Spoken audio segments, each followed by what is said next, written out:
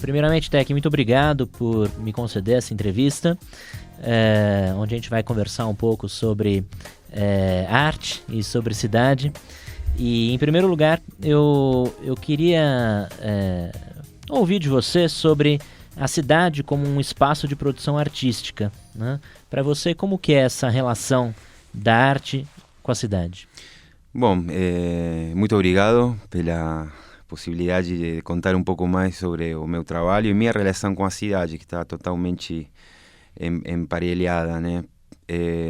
Bom, para mim a cidade com arte é uma cidade muito mais legal, seria, né? Eu percebi isso sempre, eu tinha uma visão de algumas viagens que eu fiz, por exemplo, quando você chega a uma cidade e você não vê grafite, ou não vê nenhuma expressão artística na rua, dá uma sensação como de angústia, como se a juventude estaria reprimida nessa cidade, né? Eu pegando o lado contrário, né, para falar da sua pergunta, mas o simples fato de você imaginar uma cidade sem grafite, acho que dá um pouco a resposta para isso, né? Imagine você uma cidade sem nenhum tipo de expressão artística, sem cor, até sem um urbanismo, que eu acho que a arte está em vários elementos da cidade, né? Numa praça, na urbanização, no respeito até, e a vida pública, no espaço público, né? Nós moramos em Latinoamérica, que é um continente com problemas sociais que levam as pessoas a ficarem dentro de casa, né? E isso também é um dos motivos e um dos motores, eu acho, de trabalhar na rua. Tanto eu como artista como os outros entendo que ocupar a rua é muito importante. Sobre a arte no espaço público, eu acho que ele tem uma vantagem muito grande. Para o artista, ele permite uma exposição instantânea do trabalho. Aqui, a título pessoal, eu quando comecei a imaginar que minha vida podia estar ligada com a arte, eu sentia muito medo, aquela impressão do artista solitário, fechado em um lugar, sem conseguir expor suas obras. Aí quando entendi que eu podia ir na rua, tomar o espaço público, instantaneamente expor as obras, achei como uma solução para esse problema. E do lado do público, eu acho que você encontrar a arte de forma sorpresiva, ela é muito interessante, você se surpreender na rua, né? Porque a gente vive em uma rotina, né? A gente trabalha, toma um ônibus, viaja uma hora, faz o mesmo caminho. Temos essa rotina que eu acho totalmente aplastante. E já que não conseguimos sair dessa rotina, se dentro dessa rotina nós como artistas conseguimos te surpreender, mexer com seus sentimentos através da arte, eu acho que isso faz a vida mais interessante, nosso dia a dia mais interessante na cidade. Eu não quero ir muito longe, mas é um pouco por ali. Legal. A sua produção, como a de outros artistas do grafite, é incorporada pela cidade e passa a fazer parte dela. Inclusive como referência urbana, referência de localização. Uhum. É o que aconteceu especialmente com a sua obra no Minhocão, que virou um marco por quem passa por lá de carro ou a pé. Qual a importância, você falou agora um pouco sobre isso, né? Qual a importância de obras como essas para que as pessoas que estão passando pelas ruas possam ter um respiro, né? Um momento de apreciação? E por que você acha que essa obra em específico ficou tão conhecida? Bom, eu acho que também nós falamos de cidades, mas temos que entender também a particularidade de uma cidade como São Paulo, né? A cidade de São Paulo é uma cidade bem diferente a outras. É uma cidade com muito prédio. Eu acho que é violenta a construção em São Paulo. Eu acho que realmente é violenta. É quase uma reação você tentar pintar essas empenas, né? Eu acho que é quase como que eu não posso demolir os prédios. Então, você reage um pouco pintando esses prédios, tentando também, de uma maneira, mostrar essa plataforma gigante. Por exemplo, o mural que você faz menção, são 18 andares, né? E assim e tudo, não é um dos prédios mais altos da cidade. Então, são superfícies gigantes que realmente assustam para mim. É uma escala que não é humana, pela luz, por um monte de motivos. Então, eu acho que quando você ocupa essas empenas, você realmente não só está expondo uma obra de arte, levando arte para o público, sino também está criando uma obra majestuosa que não tem em muitas cidades do mundo onde você possa ter esse tipo de plataforma. O que acontece no meu caso é muito interessante. Eu acho que esse mural teve importância porque foi um dos primeiros. E também ele teve importância porque ele critica a cidade de uma forma não linear, critica o urbanismo da cidade, mas com cores e sem uma mensagem tão direta. Eu acho que essa forma de crítica ela é bem aceita pelo público, sempre. Quando você não é tão direto, assim como a ironia, né? O humor tem outro tipo de pegada. Eu acho que esse mural, quase talvez sem querer, mas ele teve essa sacada com o público e o público se sentiu identificado. Puta, tá falando de uma coisa ruim, mas ele não está sendo tão direto. Então eu acho que aí teve uma conexão interessante com o público. Também eu acho que a forma em que foi feito, né? Eu acho que sempre me perguntam, tipo, qual a diferença entre grafite e muralismo. E, bom, é difícil qualificar, mas eu entendo o grafite também como a autogestão. E para mim a autogestão na arte é muito importante porque ela dá uma liberdade de fala que parece simples, mas não é tanto. Quando você faz projetos grandes, você termina precisando de patrocínio, de sponsor, de autorizações, tem que falar com a prefeitura, tem que passar por um monte de questões prévias que fazem que essa obra espontânea termina se contaminando de elementos externos. E o fato de eu decidir fazer essa obra totalmente independente me deu uma liberdade que eu acho que se vê reflejada na obra, né? Então, bom, eu fiz esse mural de forma independente e não tem uma marca atrás, eu não estou tentando te vender nada, não estou... Então eu acho que também tem uma saturação de que a arte nessa dimensão a vezes tem uma marca atrás que está querendo te vender uma coisa. Esse mural não tem isso. Então acho que isso, através dessa nova tecnologia que temos, que são as redes sociais, a comunicação, muitas pessoas que conheceram esse mural no começo, eles conheciam a história do mural também, de como foi feita.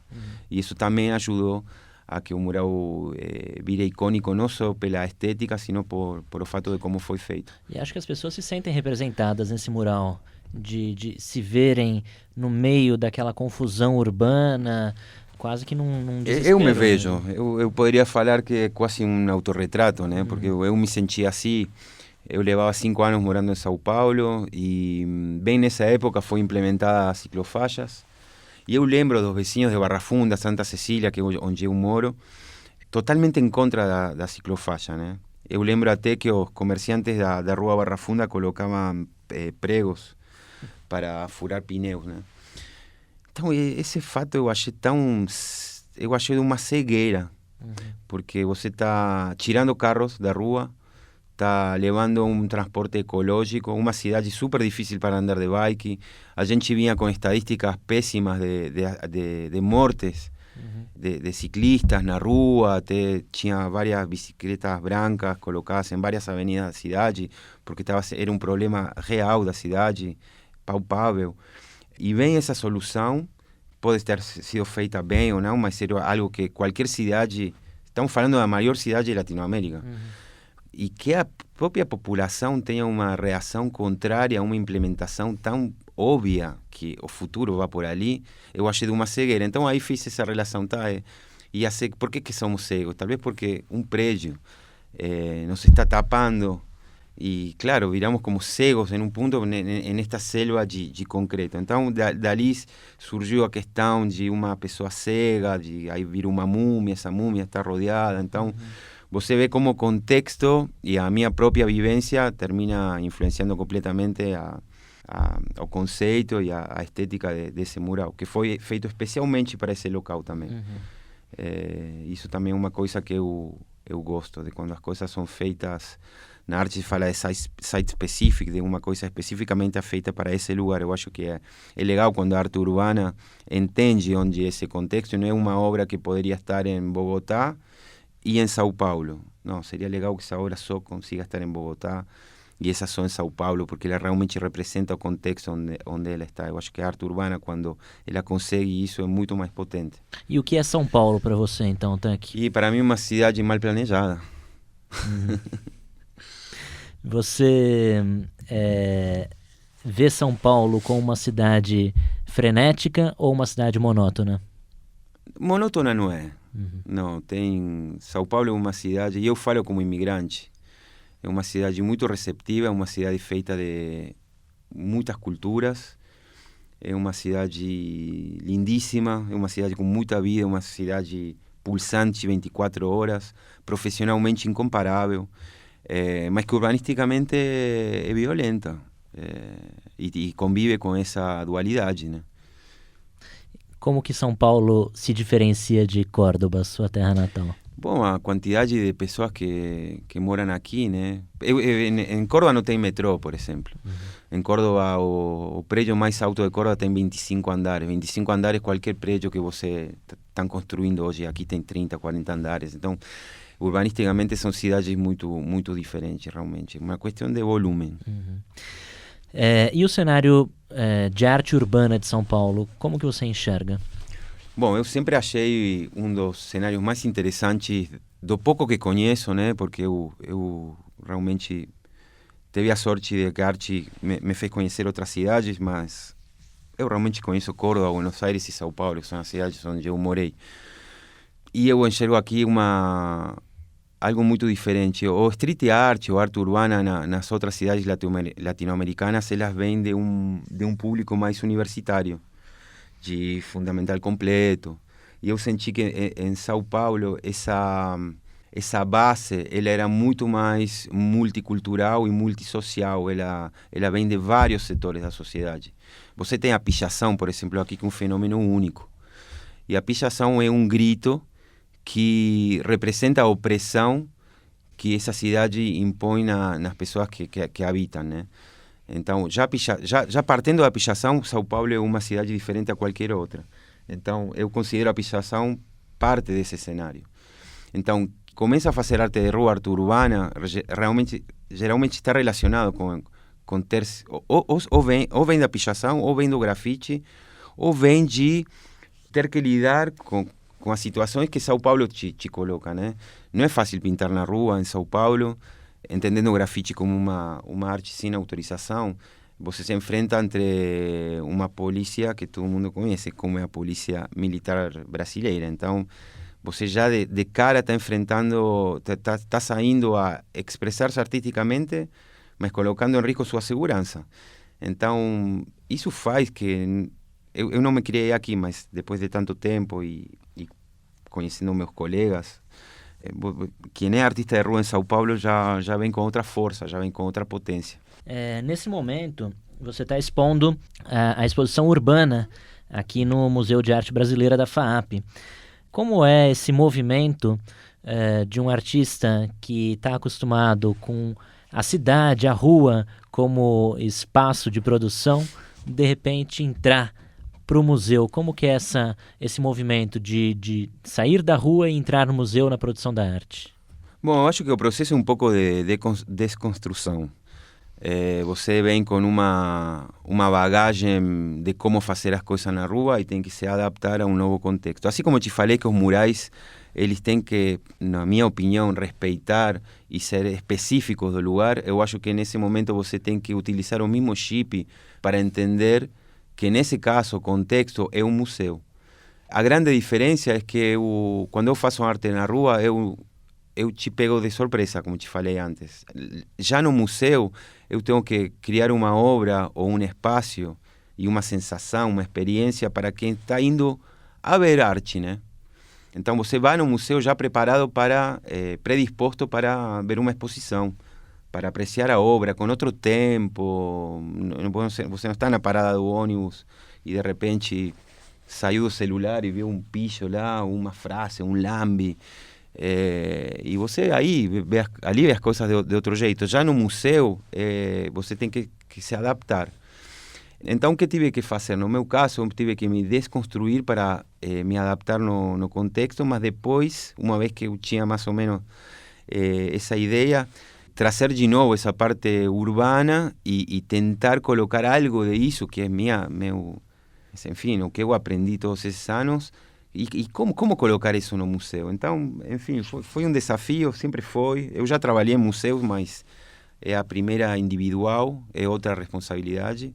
Geralmente eu participei de exposições coletivas onde você já tem marcada uma linha, o curador já te fala mais ou menos que obra de você gostou, mas aqui eu tive uma liberdade assustadora em um ponto, né?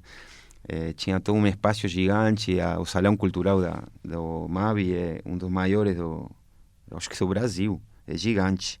Então tinha primeiramente ocupar o espaço com meios limitados também. Pouco tempo, eu acho que sempre pouco tempo, né? Isso aí. E depois tentar levar algo de lo que eu tinha aprendido na rua. Então, enfim, eu manteve a questão efímera. Os 2 murais que tem na exposição, eles vão ser apagados. Então, de alguma forma, mantém a questão urbana que você nombrou no começo. E tentar levar também a distância em que você vê as coisas, né? Na rua você vê as coisas de longe, né? E geralmente nas galerias de arte, no museu, você vê as coisas muito de perto, né? Então as coisas são menores. E como eu tinha esse espaço gigante, eu falei, bom, eu posso manter um pouco essa sensação de você ver uma obra de 10 metros para trás, 5 metros, levantar a cabeça, olhar para um lado, ainda a obra continua, que é um pouco o que acontece na rua. Então, na questão dos murais, a relação é essa. E depois eu tentei levar o projeto educativo, mas não me quero adiantar porque acho que essa pergunta é vamos falar sobre ele também. Nós tivemos aqui já no MAB também exposições dos Gêmeos. Eu sei. Que também são artistas da rua que expuseram no museu. Qual a importância para os artistas que trabalham na cidade levarem para o museu as obras de arte? Eu não sei se para o artista legitimiza. E para o público? E para o público acho que é bom, porque suma. Ou seja, se eu consigo ver uma obra dos Gêmeos na rua e no museu, acho que suma. Se eu só consigo ver as obras dos Gêmeos no museu e não vejo mais na rua, aí já estaríamos falando de outra coisa. Mas eu acho que são poucos artistas urbanos que deixam a rua para trabalhar só em museus ou só em galerias. Geralmente tem um denominador comum da nossa turma que não conseguimos nos livrar da rua tão fácil. Então, eu acho que é uma somatória. Se uma coisa quitaria a outra, eu acho que estaríamos... A pergunta talvez seria outra, ou eu iria falar por outro lado, mas como isso não acontece, eu acho que simplesmente suma para o público e suma para o artista. Legal. Bom, sobre esse painel fantástico produzido a partir dos desenhos das crianças, eu queria conversar um pouco sobre isso com você também. Nessa exposição do MAB existe um lindo trabalho realizado com a ajuda de crianças de escolas públicas de São Paulo, em que você reproduz os desenhos que elas fizeram em papel, nesse painel gigantesco em uma escala maior. Conta um pouco sobre esse trabalho, de onde veio essa ideia e também as impressões que você teve ao realizar esse trabalho. Muito bem. Bom, vou me explayar um pouquinho, porque realmente é um projeto que eu já faço há 12 anos. Na real, eu comecei, e começou de uma maneira fortuita, assim. Quem pinta na rua vai me entender, mas quando você está pintando na rua, sempre vem alguém e te fala: você não consegue pintar minha casa, você não consegue pintar minha borracharia, o boteco. E uma vez me aconteceu que veio uma diretora de uma escola e falou: você que está pintando aqui? Me perguntou: não, eu estou pintando porque gosto, acho que é legal, que essa parede estava feia, dá uma alegria aqui na rua. A nossa escola está totalmente abandonada, temos todas as paredes, você não consegue pintar aqui na minha escola? Sim. Eu combinei e fui pintar na escola. E aí eu tive uma experiência realmente incrível por ver como a arte podia ser uma ferramenta, né? Começou aos poucos. Primeiro pintei uma escola, eu fiz um trabalho autoral, mas eu vi como as crianças se empolgaram com a questão da tinta, das cores. E como a escola agradeceu e como realmente o entorno da escola tinha mudado para bem com uma obra de arte feita dentro da escola. Bom, a partir disso eu fui a pintar outra escola e assim fui pintando 1, 2, 3, 4, até que falei: aqui tem dá para fazer um trabalho legal aqui, como eu posso fazer algo que seja mais construtivo, que tenha mais, que seja mais permeável realmente com a educação, enfim. Então eu aprendi muito de falar com os próprios professores e também de uma leitura da realidade, né? Então eu vi que que a criança... Porque tudo isso aconteceu em barrios mais periféricos, em barrios mais... não sei como te falar, mas onde realmente a arte, a cultura não chegava tão diretamente. Eu estava acostumado a ter uma relação com a arte muito mais direta. Na minha casa se falava de arte, enfim, eu já ia a exposições. Mas eu me encontrei com uma realidade diferente e eu percebi um problema muito grande de autoestima com as crianças, que é uma realidade latino-americana nos barrios periféricos, onde a criança se sente diminuída, ela está sempre como achando que não tem um empoderamento real, né? Isso é um problema, eu acho, além da escola, assim, da educação, da sociedade. E eu vi que na arte você podia, de alguma maneira, fortalecer essa autoestima. Pensando em como fortalecer a autoestima, eu percebi que quando você tem até 8 anos, você pinta com uma liberdade, uma gestualidade incrível e sai coisas muito lindas. Eu sou fã de Basquiat, de Miró, de obras sintéticas. Então, eu vejo em cada criança, eu vejo um Basquiat. Então, eu achei lindo esses desenhos e comecei a dar aulas e workshops e comecei a valorizar esses desenhos. E eu vi como as crianças gostavam muito, não, de que vinha um adulto, enfim, que falavam que era artista, que falava que esse desenho estava muito, muito, muito legal, porque todo mundo fala que o desenho da criança está mal feito. E eu vim com outro discurso, eu falei, não, para mim está muito bem feito. E como eu demonstro para essa criança que esse desenho está bem feito? E se eu reproduzo esse desenho em um tamanho mural? Ou seja, eu dedico 2 horas do meu tempo a pegar esse rabisco e fazê-lo gigante, mas de maneira igual. E comecei com esse projeto.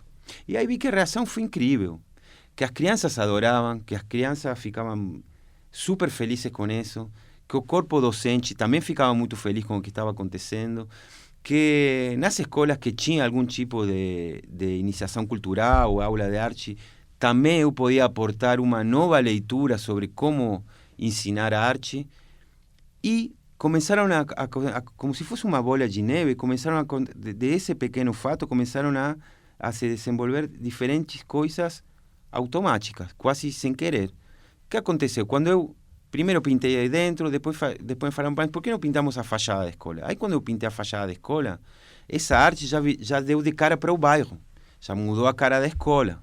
Aí a criança, que era o que falávamos no começo, tem uma apropriação do espaço público, que é uma coisa que eu sempre achei que era correta, ensinar às novas gerações, que é a rua deles, que a rua não é da prefeitura, mas na real é nossa rua. Então, se eu consigo, através da arte das crianças, explicar às crianças que essa parede, esse espaço, esse entorno é deles também, e eles têm que ocupar a rua, para crianças entre 6 e 8 anos, eu acho uma mensagem bem legal, bem importante. Segunda coisa que aconteceu com o projeto. Terceira coisa que aconteceu é que os pais chegavam na escola a pegar as crianças, viam o desenho na fachada e sentiam um orgulho muito grande, que o filho ou a filha tinha um desenho exposto em formato mural. Então aí as famílias começaram a me falar como essa atividade artística tinha chegado até a casa. Então as crianças começaram a pedir canetas, começaram a ficar menos tempo no celular porque pedían canetas. En esta época que é uma grande luta, nós como pais lutamos contra a tecnologia digital, que as crianças estão tudo aí. Então você levar uma ferramenta para as famílias, para as crianças já estarem 1 hora menos com o celular e ter outra opção de diversão, é um terceiro ponto positivo. E assim foi se sumando, entendeu? Então, quando eu cheguei aqui no museu, eu falei, que tal trazer esse projeto aqui e agregar mais um passo, que seja trazer através desse projeto, trazer as famílias para o museu. Então, a gente, como estava pensando essa exposição, nós conversamos com a diretoria, os curadores do museu, e falamos qual é o objetivo de vocês. E tem um objetivo comum de todo o museu, que é trazer mais pessoas para o museu. Então, achei, bom, vamos fazer um trabalho educativo, que não só contemple todas essas questões positivas que estamos falando, sino que além sumemos mais um ponto, que seja através do trabalho educativo, trazer as famílias dessas crianças para o Museu de Arte Brasileira, onde você tem um acervo incrível. Estava, paralelamente com a exposição urbana, estava a exposição moderna, que fala da Semana da Arte do 22, que eu acho que para as escolas é ótimo eles conhecerem isso, até para os professores, para as professoras. E assim se foi dando. Em cada escola que eu vou, aprendo mais uma coisa e acrescento mais alguma coisa para esse projeto educativo, que no começo me levava um dia, hoje me leva 15 dias, porque agora eu tenho a versão completa dele, né? É um pouco isso. E teve algum desses desenhos que foi difícil de reproduzir? Todos são, né? Todos. Todos são. Me leva muito mais tempo fazer esse mural que um mural autoral, onde eu tenho a liberdade de fazer o que vem na cabeça. Aí eu tenho que reproduzir mesmo, né? Dá mais trabalho. E o Fusca? E o Fusca ele veio depois, né? No começo ele ia vir, depois a gente achou um pouco... A gente trabalhou com um orçamento um pouco bem limitado para essa exposição. Trazer o Fusca de um jeito super seguro, porque o Fusca agora pertence a uma coleção de arte. Então eu tinha... No começo tínhamos pensado em trazer ele, mas trazê-lo como obra de arte não é simplesmente um guincho que você carrega, né? Então, tem que trazê-lo e cuidá-lo como uma obra de arte que nem é minha, né? É de outra pessoa. Então eu desisti, mas depois apareceu um patrocinador que foi a Ovo, um braço da UOL, que quis trazer o Fusca, eles arcaram com os custos e conseguimos trazer o carro. E é um carro que eu pintei no ano 2013, foi parte de uma exposição na Galeria Choque Cultural, que é uma galeria a Galeria de São Paulo, com quem trabalho há muitos anos. E bom, faz parte aí do meu currículo, né? O Fusquinha. Essa entrevista que a gente está fazendo aqui tem como foco a produção de um artigo para uma revista cuja proposta temática é a cidade, seus códigos e linguagens. Dentro dessa perspectiva, qual a importância do grafite como código e linguagem na vida urbana? Ele refleja um pouco a idiosincrasia da cidade. Eu sou muito observador, né, das paredes, mas São Paulo é uma cidade que tem muita produção de grafite. Até ele é pintado e apagado todo o tempo. A prefeitura vai pintar de cinza, o pessoal vai pintar de novo, e toda essa vida acho incrível. E acho que realmente representa muito da cidade, representa muito. O grafite fala, as ruas falam. E elas falam através do grafite. Eu acho que é isso. Como que você lida com a efemeridade de algumas obras do grafite?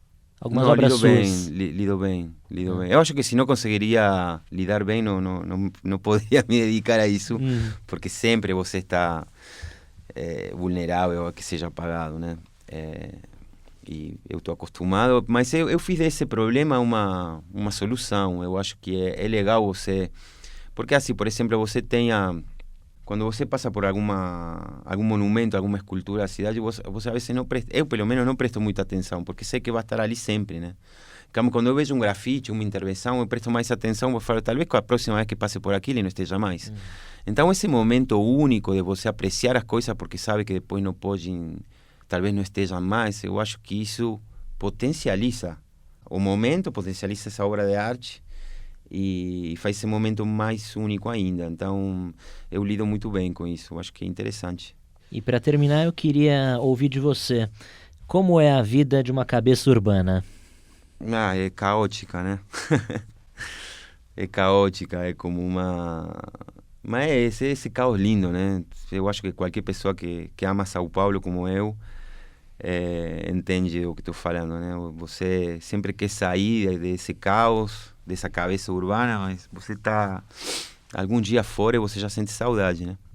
É verdade. Tá bom, Tec, muito obrigado por essa entrevista. Imagina. Agradeço muito a disposição do tempo, viu? Muito obrigado a você. Legal. Até a próxima.